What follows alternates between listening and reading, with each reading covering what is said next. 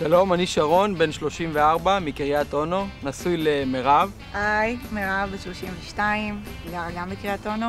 אימא לדניאל, ליה ויעל. שלושתם בוגרי גן ירוק בטבע, שכרגע יעל היא התחילה את דרכה בגן ירוק בטבע. התקשרנו, הלכנו, בדקנו, שאלנו, באנו לבקר בכל מיני גנים.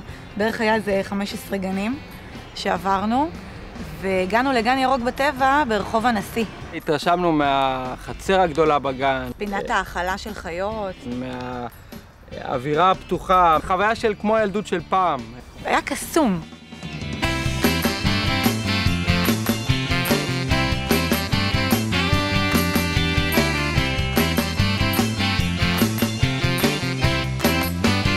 היה לנו חשוב למצוא גן שיהיה כמות של אנשי צוות ביחס של ילדים מבחינת הטיפול, ומצאנו את זה. הדבר השני זה באמת האווירה. זאת אומרת, כשאתה נכנס לגן, אתה רואה הכל ירוק. אתה רואה ילדים משחקים, ילדים יחפים, נכנסים, יוצאים מהגן.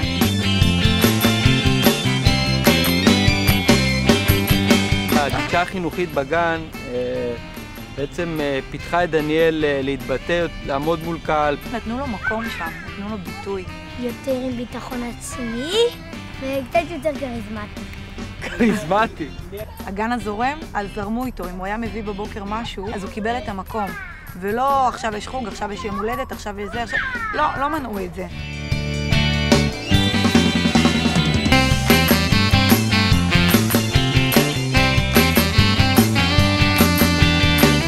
ברגע שיעל או ליה או דניאל היו מגיעים, אנחנו יודעים שאנחנו יכולים להגיד להם שלום וללכת בראש שקט. זאת אומרת, מבחינתי זה כמו להשאיר אצל אמא שלי כשהשארתי שזה בראש שקט, משאירה פה בראש שקט והולכת ליום העבודה. ילדים הם הכי כנים שיש. כלומר, אם אתה רואה אותו, שאתה מוסר אותו בבוקר ולא משנה למי, והוא נותן לך חיוך, אני לא צריך יותר מזה. זה מה שאני צריך לראות, שהוא מרגיש בטוח. אם הוא בטוח, גם אני בטוח.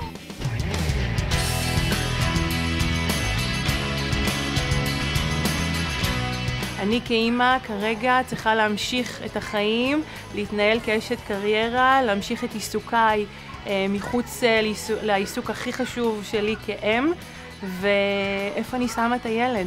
ולכן רציתי ליצור מקום שהוא יהיה קצת אחר, מקום כבועה ירוקה בעיר, מקום שעם ערכים של פעם, מקום שהילדים גדלים לתוך משפחה, גדלים לתוך ביטחון, לתוך מקום שמחבק אותם, והם צומחים בו והם יכולים להתפתח בו מגיל של תינוקות על הרצף ההתפתחותי עד גן חובה.